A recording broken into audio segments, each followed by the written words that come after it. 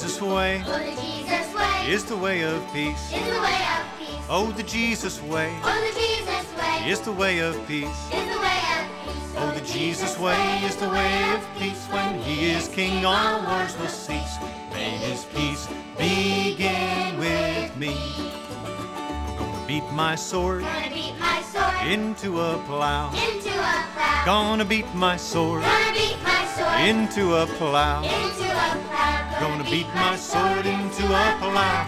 Christ is king in my life now. May his peace begin with me. We are in beautiful Cascade Locks in the Columbia Gorge of Oregon. The river behind us separates Oregon from Washington, and you may even see an osprey flying in the back with the mountains. Welcome to Brethren Voices. My name is Brent Carlson. I'm visiting today with Rebekah Maldonado-Nofziger and Chelsea Goss, who are on a special project with Brethren Volunteer Services. Today we're going to hear about their special project. Rebekah, Chelsea, welcome to Brethren Voices. Thanks for having us. We're on location because you are riding bikes. Right. And you are actually riding your bikes coast to coast, from the Atlantic coast to the Pacific coast. Yeah, Virginia Beach, Virginia to Cannon Beach, Oregon. We're almost there. You are. You're on the last legs. How many days have you been on the road? We started on May 1st, and today is August 16. 16.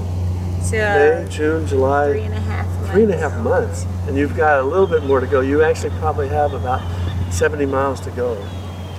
Well, I want to know all about it. What made you, or what gave you the idea of riding coast to coast? And what's the purpose of your trip, other than sightseeing and getting in shape?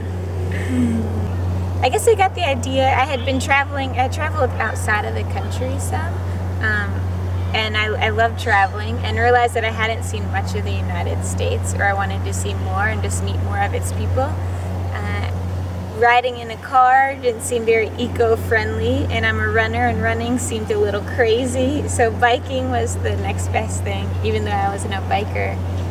And then I was looking for someone to ride with, and that's when I ran into Rebekah. We were doing volunteer service together, or we were living at the same place doing some volunteer service in Virginia, and that's when we met. And she thought, that's a crazy idea I can buy into. Yeah. Have you ever done long distance bike riding? Yeah, I did some bike tours, smaller bike tours for this big one. And then when I found out that Chelsea was wanting to bike across the country, I said, I'll join. And so I can she count said me in. yes. Yeah, we only knew each other for like 2 months before this idea was kind of underway, or that we were roommates, and before I went on to other things. So we didn't know each other very long. So tell me a little bit how you met, and what brought you together. I was working at Harrisonburg Community Health Center for my job, and I was interested in living in an intentional community. So I knew Tom Benevento, who works at New Community Project, and I had called him and said I'd be interested in living in an intentional community that was being built. And so he said, yeah, we'd love to have you. So I ended up commuting by bike actually to work, and then I'm living at New Community Project's intentional community, and that's how I met Chelsea. And I had done some stuff with New Community Project, been on learning tours, and had been doing some work for them, and wanted to get more involved, and so moved to Harrisonburg to be part of the movement there. The intentional community that was being built, they do a lot of urban farming and sustainable building projects, and promotion of bicycling around the city, and so I went to just be involved in that. And then once the intentional community opened up, we were roommates for 2 months of that before I kind of went on to other things. Probably the two of us a year ago, and then I was dreaming about it just a little before that on my own, and then yeah, so 1.5 years. So this is a dream come true. Yeah. I guess I don't. Yeah, it is. How did you plan your route, or did you have something in mind when you figured how we're going to do this? even before I met Rebekah, or before I knew I was going to ride, being sponsored by Brethren Volunteer Service, I laid out a map and pinpointed places I knew people. And then Rebekah, when we got connected, we both started doing the same thing. Like, where do we know people? Family, friends. And then once Brethren Volunteers said they would sponsor us, then we started pinning like Brethren Volunteer Service workers, so then we could visit them. Yeah, so we like had a lot of pins on the map, and then we connected the dots. So you haven't had to camp out in tents the whole time. You've actually had a real bed to sleep in once in a while. Yeah, for the most part. Oh, good. Yeah. Wonderful. Chelsea, I'd like to know a little bit about your background. Were you born and raised Brethren? Yeah, I grew up in the Church of the Brethren. I'm a member at West Richmond Church of the Brethren in Richmond, Virginia. And then have been really active in different events ever since I was a youth to a young adult now. So have you been to college? I'm curious about how BVS fits into your life plan and how you got into BVS. Yeah, I graduated from Bridgewater College a couple years ago, 4 or 5 years ago, and then went into Brethren Volunteer Service right after that, actually in Portland. And so it's nice to be back home. So I was working with On Earth Peace as their peace retreat coordinator. So I was in BVS for a year, did some other volunteering with other organizations, and then came back to Brethren Volunteer Service for this year. So this is a one-year assignment that you're on right now? Right. I was working in the Elgin office, the headquarters of the Church of the Brethren, in the BVS office, working with all the volunteers have a 3-week orientation, and so I was helping lead that, but prior to this bike trip. And now this bike trip is part of our BVS term.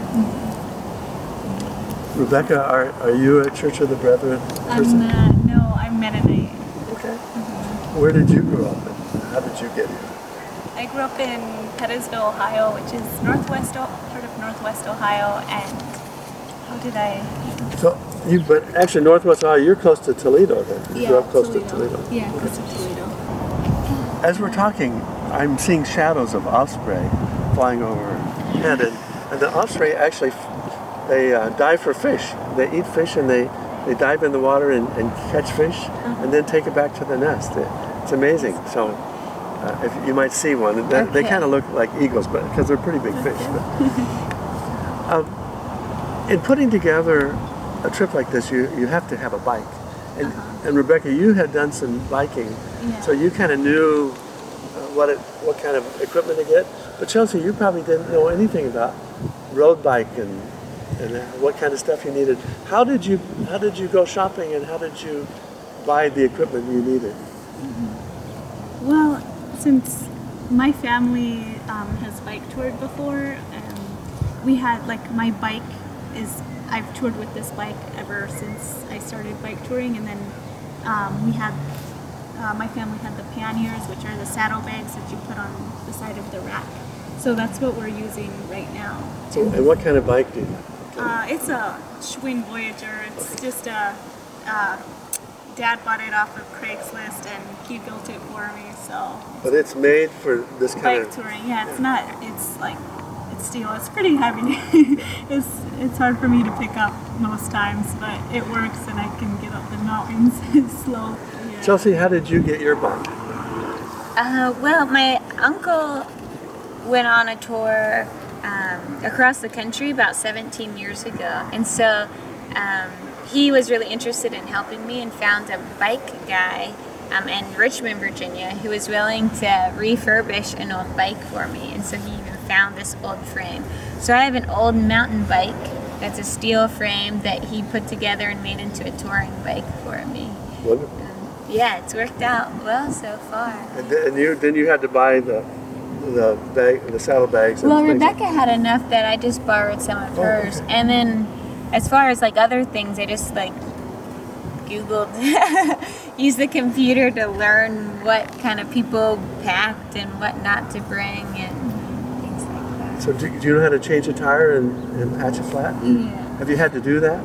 I did my first time 2 or 3 days ago, but And then, and it's you're riding, so it must have worked. Yeah, and I've had one on the road that I had to fix, but then a few others. Yeah, so we know how to patch a tire, put a spoke on, although we haven't had to do that. Because you really have to kind of be self-contained. Right. Do you have food? Do you have tents? Do you have cooking things to cook with? We have a tent, our sleeping bags, food, water. We don't have a cook stove, but you know, we haven't really needed it. We started with one, and then we thought, so we packed everything, and we're like, we're pretty minimal what we had, or we thought. And then after like the first day or two, we're like, oh, let's get rid of stuff. And so we have a lot less now than we started with, even though when we started we didn't have that much stuff. Are you eating well? Yeah, for the most part. I can't wait to, well, we've cooked on occasion. We stay at churches, so they have stoves, so we've been able to cook a bit, but I'm excited to be able to cook more regularly and have more, I guess, real food. Yeah. And the homes that we stay with, people have been so generous and have usually like feed us breakfast and dinner, and yeah, so we get fed well compared to other cyclists, I think, too. I'm curious because it's not always like this. You can't depend on the weather to be sunny and warm and wonderful. What kind of weather have you run into along the way? Have you run into rain and wind and all of those things? And then what do you do? Just keep going? For the most part, just keep going. We have rain jackets and rain pants, and yeah, it's rained not quite a bit. I mean, a handful of times. And at one point, going into Yellowstone, I think it hailed for a little bit, and it got really cold and rainy.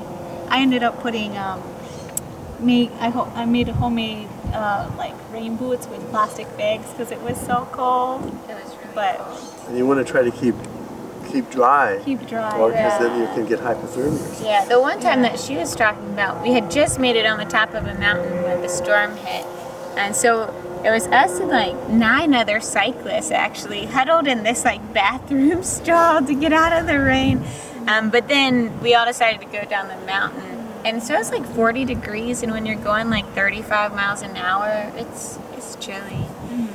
If it's lightning or thundering, though, we try to get off the road and just find shelter. Like in someone's barn one time with some horses, we took shelter. Just this past week, there were a couple of severe storms that came up really quickly. And so we got offered rides with strangers who said, there's a storm, like, hop in my truck, I'm gonna take you to the next town, or I'll take you to where you're going. And so we figured the locals know best. So if the locals are scared for us and they want us to seek shelter, then we probably should. So we have done that. Have you had any other interesting experiences? It's funny because when people ask us that question, usually they mean like bad situations or kind of scary people or whatnot. But for our experience, it's been completely the opposite, or we haven't met any scary people or had really scary situations.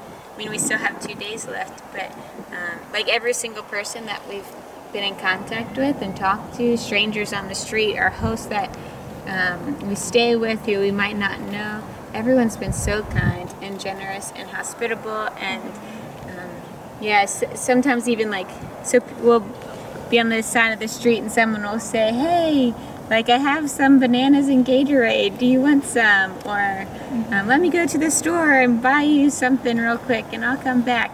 And so we've met so many just amazing people on that trip. And so that's the most like interesting kind of thing that I wasn't really expecting, to see how kind people are. Yeah. How about animals? Have you run into any wild animals? We had a skunk that we had to pass by.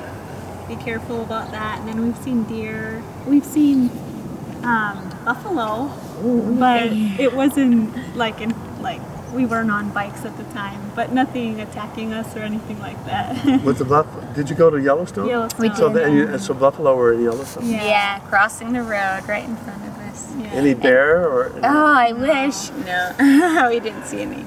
We were riding. We usually try to get off the road by dinner time, by dusk, but we were riding at dusk in Montana, Wyoming. Where was that? Montana. And so we're riding, and there are these like what look like cows up to the left, and I was like, those kind of look like funny cows. Like they're really like a little bigger, I'm not sure. But then they started leaping, and I was like, these are elk that we're seeing. There was a herd of elk that were there, and they were ginormous. They scared us a little bit because we thought there were some on the other side of the road too. And we don't want to get hit by one of them. I know you've run into some interesting people because you're traveling with two young men that you met from Toronto. Right. And we're going to talk to them a little bit too, but just tell us, how have you been riding mostly by yourselves, or do you end up connecting with people and riding in a group sometimes? Yeah, I think out east when we started the trip, we had quite a bit of bikers with us, but most of them were people we contacted and said, hey, you should come ride with us. So we had that, and then, but out here, out west, you know, we started on the Trans-America Trail by adventure cycling in Wyoming all the way to Missoula, and then this right here is actually part of the Lewis and Clark Trail. So we've been meeting up with bike tours, and they ride with us for some time, and then they leave.